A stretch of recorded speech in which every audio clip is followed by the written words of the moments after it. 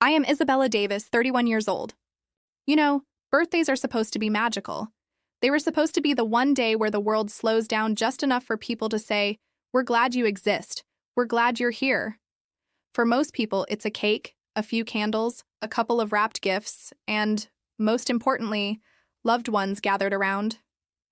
But in my family, birthdays were never that simple. At least not for me. For my sister, birthdays were a spectacle. Balloons, banners, expensive dresses, and guest lists that looked more like wedding receptions. For my brother, birthdays meant gadgets, surprise vacations, and all-night celebrations with relatives fawning over how talented and special he was. For me, birthdays were reminders. Reminders that I wasn't the golden child. Reminders that no matter how many times I tried to earn affection, I would always be the one standing in the shadows while everyone else basked in the glow. That's the backdrop of my life. I was the scapegoat, the forgotten one, the one whose efforts were always invisible. My achievements, when I had them, were shrugged off as luck. My mistakes, no matter how small, were magnified and used to remind me of where I supposedly belonged, beneath them. And yet, despite all the years of neglect and cruelty, I held on to a foolish hope. I believed, deep down, that maybe one day things would change. Maybe one day they'd finally see me. That day was supposed to be my birthday. This birthday. I had built it up in my head like I always did. Maybe it wouldn't be much, I told myself. Maybe just a simple dinner, a cake, a phone call, something, anything. Just enough to remind me that I wasn't invisible. But instead, I got a text. It came early in the morning, long before I had even gotten out of bed. My phone buzzed, and for a split second, my heart jumped. It was from my dad. Maybe this year would be different, I thought. Maybe he'd finally say happy birthday like other dads do, maybe even add a little heart emoji to show that deep down he cared. But when I unlocked my phone, the message wasn't what I expected. It read, "Don't expect anyone to show." That was it. No happy birthday, no I love you, no explanation. Just 7 words that sliced through me sharper than any knife could. I stared at that screen for what felt like hours. At first, I thought it was a joke, a cruel attempt at humor. But then I remembered who my family was. Jokes in their world were just cruelty with a laugh track. Those words weren't a mistake. They were deliberate. They were a warning. And most of all, they were a declaration. You don't matter. Not today. Not ever. I can't explain the kind of silence that followed reading that text. It wasn't just the absence of sound. It was the absence of hope. My chest felt hollow, like someone had scooped out everything inside me and left me with nothing but the echo of those words. I wanted to cry, but the tears wouldn't come. I wanted to scream, but my throat wouldn't open. All I could do was sit there, phone in hand, staring at the reality I had spent my entire life trying to deny. But here's the thing about pain. It has layers. At first, it feels unbearable, like you can't breathe. Then slowly, it turns into something else, something colder. That morning, as I sat there in the quiet of my room, my pain shifted. It hardened, because deep down a voice whispered, "Not again. Not this time." I thought back to every other birthday. The year I turned 10 and begged for a party, only to be told we couldn't afford it. Right before my parents spent thousands on my brother's new bike. The year I turned 16 and all I got was a grocery store card, while my sister got a trip to Miami with her friends. The year I turned 21, when nobody even bothered to call, let alone show up. And now here I was, another year older, another year erased. But this time, there was proof. A text. Cold, undeniable proof of what I had always known but never been able to hold in my hands. Proof that I wasn't just paranoid or sensitive. Proof that my family had chosen to exclude me. Deliberately, unapologetically. And that was the beginning of everything. I didn't know it yet, but that text was more than just another cruel message. It was a spark. The spark that would ignite something inside me, something stronger than pain, stronger than fear. Because this time, I wasn't just going to sit back and swallow the hurt. This time, I was going to find out the truth. And when I did, they were going to regret underestimating me. But before the fire came, the waiting. And before the waiting came the silence of that day. A silence that stretched across the hours, pressing down on me like a weight I couldn't shake. I sat alone, watching the clock tick by. Each hour felt like another nail in the coffin of my hope. My phone stayed silent, except for the occasional spam notification. No calls, no messages, no happy birthday. And yet, even as the loneliness wrapped around me like a shroud, I couldn't shake the feeling that something was coming. I didn't know what. I didn't know when. But I knew that my story wasn't going to end with that text. Not this time. If that text had been a one-time mistake, maybe I could have forgiven it. Maybe I could have told myself my dad was having a bad morning, or that my family simply forgot this year. But the truth? That message was just the latest chapter in a long, ugly story. A story where I had been cast as the afterthought, the extra, the one who didn't deserve celebration. Birthdays had always been my measuring stick for love. And in my family, those measurements were crystal clear. My siblings were adored, and I was tolerated. I still remember my sister's 10th birthday party. Our backyard looked like something straight out of a magazine. Streamers draped across the fence, a bouncy castle dominating the lawn, tables covered in glittery centerpieces. Kids from her school filled every corner of the yard, and our relatives showed up with armfuls of presents. My mom ran around with a camera, capturing every laugh, every bite of cake, every balloon release. And me? I was given a job. I was told to stand by the gift table and make sure nothing got lost. While my sister opened designer dolls and shiny jewelry, I stood guard like a hired hand, invisible except for when someone needed a drink or a napkin. That was the first time it really sank in. Celebrations weren't for me. They were for them. When my brother turned 16, my parents gifted him a brand new car. They handed him the keys in front of everyone, making a big show of it while relatives clapped and cheered. I still remember the look on his face, that smug grin as he revved the engine for the first time, while my parents beamed with pride. And me? I got a $20 bill stuffed in an envelope and tossed on my desk like a leftover chore. No card, no words, just a transaction. And yet, despite all of this, I kept hoping. Each year, I told myself maybe this time would be different. Maybe this time, they'd remember I was part of the family too. But each year, disappointment came back around like clockwork. When I turned 18, the milestone birthday everyone waits for, I imagined maybe they'd surprise me with something meaningful. A family dinner, a cake, even a heartfelt card. Instead, I came home to an empty house. No balloons, no messages, just silence. Hours later, my mom called, not to wish me happy birthday, but to ask if I could pick up groceries on my way back from work. That night, I sat on the edge of my bed, staring at my phone, waiting for it to light up with a single happy birthday. It never did. Not from my parents, not from my siblings. The silence was deafening. Contrast is a cruel teacher, and in my family, it screamed in my face every year. I saw my sister's 21st birthday plastered all over social media, a Vegas trip, champagne toasts, sparkly dresses, friends and family flying out just to celebrate her. Meanwhile, when my own 21st came around, I worked a double shift and ate a gas station cupcake alone at midnight.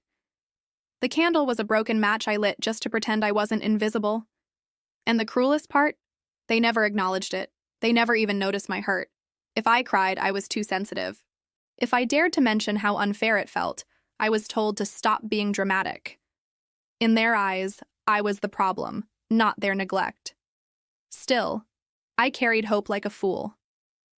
I clung to the idea that maybe one day my family would wake up and realize what they'd indeed done.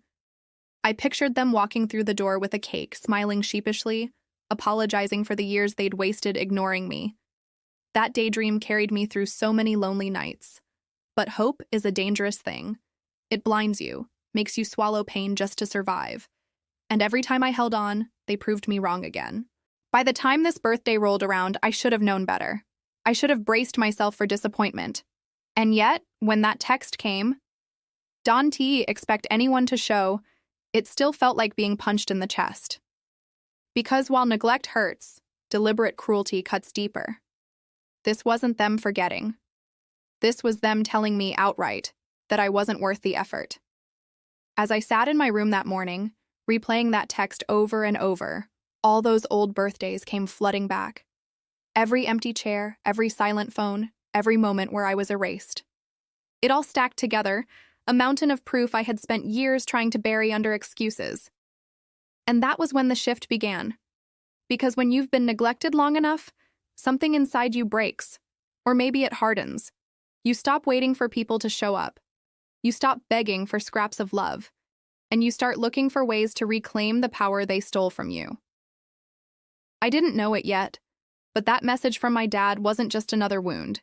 It was a turning point. Because in their attempt to erase me, my family had finally given me something solid. Evidence. Proof that I wasn't imagining the cruelty. Proof I wasn't the problem. And once you have proof, you stop doubting yourself. You stop swallowing the lies. And slowly, you start preparing for the moment when everything changes. The morning of my birthday should have felt like a fresh start. A chance to leave behind all the old disappointments and believe, even just for a moment, that this year might be different. But instead, I woke up to the vibration of my phone and the words that burned into my chest. Don't expect anyone to show. Not happy birthday. Not even a half-hearted, sorry, we're busy. Just a cold dismissal, as if my existence didn't matter enough to deserve kindness. I sat there in bed, staring at that text, feeling the familiar knot tighten in my stomach. The quiet of the house pressed down on me, the kind of silence that feels heavier than noise. Birthdays are supposed to be filled with laughter, with clinking glasses, with the warmth of people who love you. But mine was filled with nothing. No footsteps, no voices, no balloons. Just emptiness. I tried to convince myself I didn't care. I got up, brushed my teeth, made myself coffee, and told my reflection in the bathroom mirror, "It's just another day." But it wasn't. No matter how many times I whispered those words, my heart knew the truth. Birthdays mattered to me because they had never mattered to them. The hours crawled by. I cleaned the kitchen just to keep busy, scrolled through social media even though I knew I shouldn't. And of course, my feed was filled with reminders of everything I was missing. Friends surrounded by family, people posting birthday collages with captions like, "So grateful to have such loving parents." Each photo felt like a stab, a reminder that while the world celebrated others, mine couldn't even bother to acknowledge me. By noon, the silence became unbearable. I decided to take myself out. If no one else was going to celebrate me, I would at least buy my own lunch. I drove to a little cafe downtown, ordered my favorite sandwich, and tried to pretend it was enough. I even lit a tiny candle from my purse, one I had carried for years, waiting for someone else to use it for me. But there I was, sitting alone in a booth, singing a silent, happy birthday under my breath before blowing it out like a secret. It was pathetic. And yet it was mine. When I came home, the house was still dark, still silent. I tried reading a book, then watching TV, but nothing could distract me from the ache that sat like a stone in my chest. At one point, I caught myself glancing toward the door, half expecting it to swing open with a surprise party, or at least a sheepish apology. But no one came. By evening, I gave up pretending. I curled up on the couch, scrolling aimlessly on my phone, numb. And that's when it happened. That's when I saw the photo. It was my sister's post. The caption read, "Family dinner tonight. So blessed to have everyone together." My heart stopped. There they were. My dad, my mom, my siblings, my stepmom, all smiling around a restaurant table. A cake sat in the center, candles glowing, drinks raised high in celebration. Their faces were lit up with joy, laughter frozen in time by the camera flash. But it wasn't for me. It was my birthday, and my family had gathered together without me. At first, I thought maybe it was old. Maybe it was just a memory she had posted by mistake. But no. The date stamp was clear. The clothes they wore were ones I'd seen hanging in their closets just days ago. And the cake. It had the restaurant's logo iced in the corner. Fresh. New. Today. The betrayal washed over me in waves. It wasn't just neglect anymore. It wasn't them being too busy or too distracted. It was deliberate. They had planned a dinner, a celebration, on my birthday. And they hadn't even bothered to invite me. I zoomed in on the picture, staring at their smiles. My dad had his arm around my stepmom. My siblings leaned close together, grinning wide. They looked like the picture-perfect family, as if nothing and no one was missing, as if I didn't even exist. My hands shook as I held the phone, rage bubbling up beneath the heartbreak. How many times had I convinced myself I was just overreacting? How many times had I told myself I was being dramatic when I felt invisible? But this photo, it was proof. Proof that I wasn't crazy. Proof that they had chosen to erase me. I wanted to throw my phone against the wall. I wanted to scream until the whole world heard how much it hurt. Instead, I sat there, tears streaking down my face, whispering over and over, "Why? Why am I never enough?" The hours after that were a blur.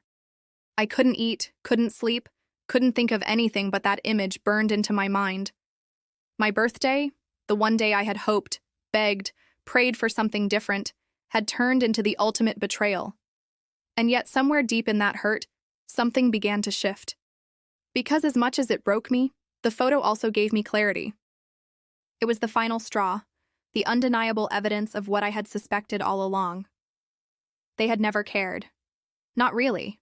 And if they didn't care about me, why was I still wasting my heart caring about them? That night, as I lay in bed staring at the ceiling, the anger began to settle into something else. Resolve. For years I had begged for scraps of affection, twisted myself into knots trying to earn their love. But not anymore. That photo, that betrayal, was going to be the start of something new. They thought they had erased me. They thought they could laugh and celebrate while I sat alone in silence. But what they didn't realize was that their cruelty had finally set me free. Because when you've got nothing left to lose, that's when you become unstoppable. They say a picture is worth 1,000 words. But this one?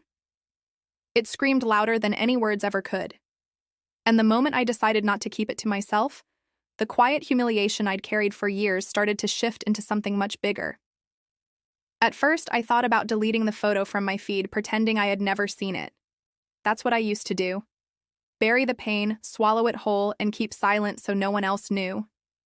But this time, my fingers didn't press delete. They pressed share. I didn't add a caption at first, just reposted the photo, letting the image speak for itself. My sister's smiling face, my dad's arm draped over my stepmom, the cake glowing with candles on my birthday. Within minutes, messages started flooding in. Friends who knew it was my birthday sent texts that ranged from confused to outraged. Wait, why weren't you there? Is this for real? Did they seriously throw a dinner and not invite you? Each notification felt like a small validation, a whisper of, "You're not crazy. This is wrong." But it didn't stop there. The more people saw the photo, the more the story began to spread. Some of my extended family, cousins, an aunt I barely talked to, reached out too. Their messages weren't just questions, they were admissions. "I've noticed how they treat you differently. I always wondered why you weren't around in their pictures. I'm so sorry. You didn't deserve this." For the first time in my life, the injustice wasn't just living in my chest. Other people saw it too. And instead of feeling ashamed, I started to feel something new. Power. Of course, my family noticed quickly. My sister texted me first, the words dripping with defensiveness. "Why would you repost that? You're making us look bad." As if they hadn't already made me feel worthless for years. As if the problem was me exposing the truth, not the truth itself. Then my dad called. His voice wasn't apologetic. It was sharp, clipped, almost angry. "You're being dramatic. It wasn't even about you." Not about me? On my birthday? With candles glowing on a cake while I sat alone eating takeout in my car? That was the moment something inside me snapped. I had spent my whole life taking his words as truth, letting them define me, shrink me, break me down. But this time, I didn't absorb it. I threw it back. "No, Dad," I said, my voice steadier than I felt. "It's always been about you, about what makes you look good, about keeping up appearances, but never about me. Not once." The silence that followed was deafening. For the first time, he didn't have a quick comeback. No rehearsed line to minimize what he had done. That silence gave me courage. Because I realized the photo wasn't just a snapshot of one dinner. It was a snapshot of my entire childhood. Them together, smiling, pretending everything was perfect. Me, cut out, forgotten, erased. And if I had lived my life being erased, wasn't it only fair that the world finally saw the truth? The next day, I decided to add a caption to the photo. It wasn't bitter or cruel. It was honest. This is my family celebrating together on my birthday. I wasn't invited. I've spent years wondering if I was imagining the neglect, if maybe I was just too sensitive. But this photo says it all. Sometimes the people who should love you the most are the ones who hurt you the deepest. I hesitated before pressing post. My hands shook, my heart raced, but when I finally did it, something in me broke wide open. The comments came pouring in. Some were from strangers who had stumbled upon the post through shares. I went through the same thing. You're not alone. This broke my heart. Stay strong. My parents did this too, on my graduation.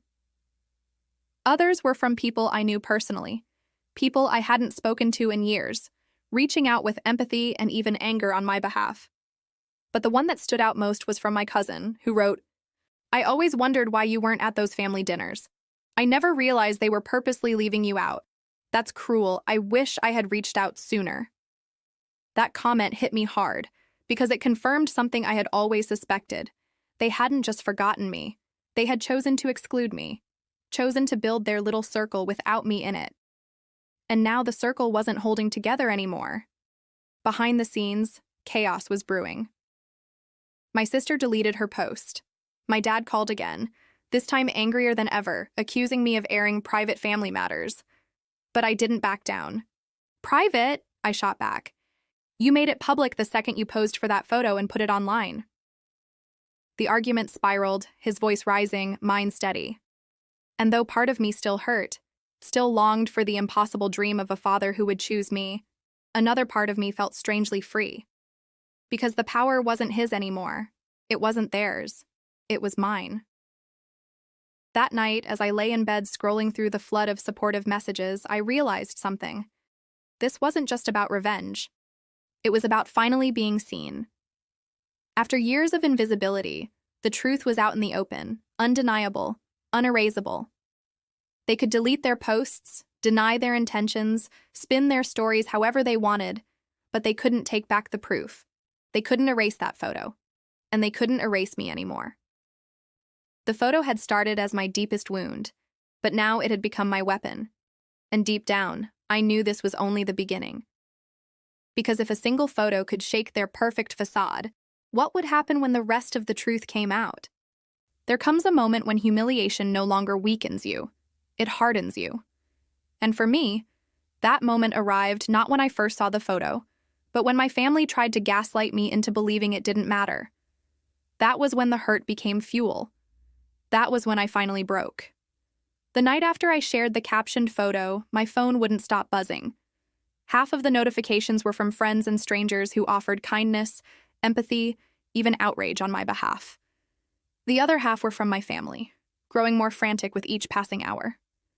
My sister was the first to snap. "You're ruining everything. Delete it now." I read her message 3 times, feeling the irony drip from every word. Ruining everything? They had ruined every single birthday of mine since I was old enough to blow out candles. All I did was tell the truth. When I didn't reply, she followed up. "You're just bitter and jealous. This is why no one likes being around you." The old me, the one who always believed her words, would have shriveled up inside. But not this time. Because the comments pouring in on my post told a different story. I wasn't bitter. I wasn't crazy. I was simply someone who had been wronged. And people saw it. People believed me. Then my dad called again. His tone was clipped, his anger poorly disguised as authority. "You're embarrassing the family. Take it down." "No," I said simply. He was stunned into silence. For years, I had bent to his every command, desperate for approval I never received. But now, the balance had shifted. "Do you have any idea how this makes us look?" he demanded. "Yes," I said, my voice steady, like the kind of people who celebrate their daughter's birthday without her. There was a pause. I almost thought he might apologize. Almost. But instead, he scoffed. "You've always been too sensitive. It wasn't personal." That was the breaking point. My entire life had been filled with that same excuse. It wasn't personal. Every slight, every absence, every neglectful word or action brushed aside as if I were crazy for feeling the sting. But this time, I refused to let them rewrite the truth. "It was personal," I snapped. "It's always been personal. You made a choice. You chose them over me. Again and again." He didn't answer. Maybe because there was nothing left to say. The next morning, the fallout spread further than I ever imagined. Extended family members who had seen the post started calling my dad, asking what was going on. Some of them commented directly on my post. "Unbelievable. I never knew it was this bad. This explains a lot about why you were never at family events. They should be ashamed." The perfect facade they had built for years was cracking, and they were scrambling to hold it together. My stepmom even tried calling me. I didn't answer, but she left a voicemail dripping with condescension. "You've always had such a flair for drama. You'll regret airing private matters like this." Her words almost made me laugh. For years, she had stolen moments from me, my inheritance, my birthdays, my father's affection, and now she was worried about her reputation. But beneath the anger, I felt something else. Freedom. Because for the first time, I didn't feel powerless.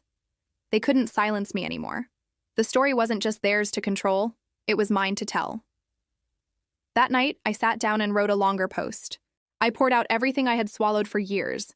The forgotten birthdays, the neglected milestones, the favoritism toward my sister, the endless excuses. I wrote about how I had spent my life wondering if I was unworthy of love, only to realize it wasn't about me at all. It was about them. I ended the post with one final line. "Families are supposed to make you feel seen. Mine spent years pretending I didn't exist. But I exist. And I won't stay silent anymore." When I pressed publish, my heart pounded like a drum. I thought maybe a handful of people would read it. Instead, it exploded.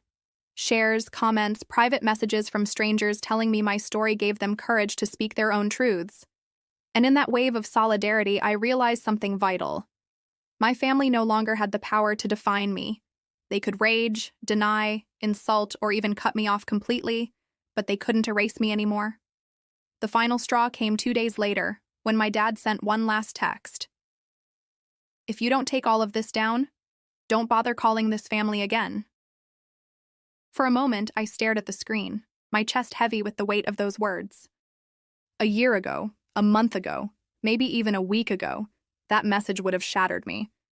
But now it only solidified what I already knew. I had never truly been part of their family anyway. So I typed back 3 words. "Then I won't." And with that, the power shifted completely. That was my breaking point. Not the moment I saw the photo, not even when I shared it, but when I finally realized I didn't need their love or their approval to survive.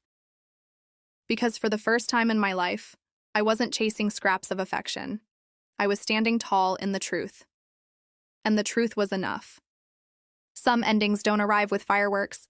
They come quietly, like a door closing softly after years of slamming shut in your face. Mine was both. In the weeks after my father's final text, something inside me shifted. For years, I had been the child chasing their shadows, begging for crumbs of love. But now, I was done begging. I wasn't broken anymore. I was free. It wasn't easy. Cutting ties with people you thought were your family is like amputating a part of yourself. There's pain, phantom aches, nights when you wonder if you'll regret it. But as the days passed, I realized the silence was louder in a different way. Not the silence of being ignored, but the silence of peace. No more cruel jokes. No more guilt trips. No more text messages reminding me of where I didn't belong.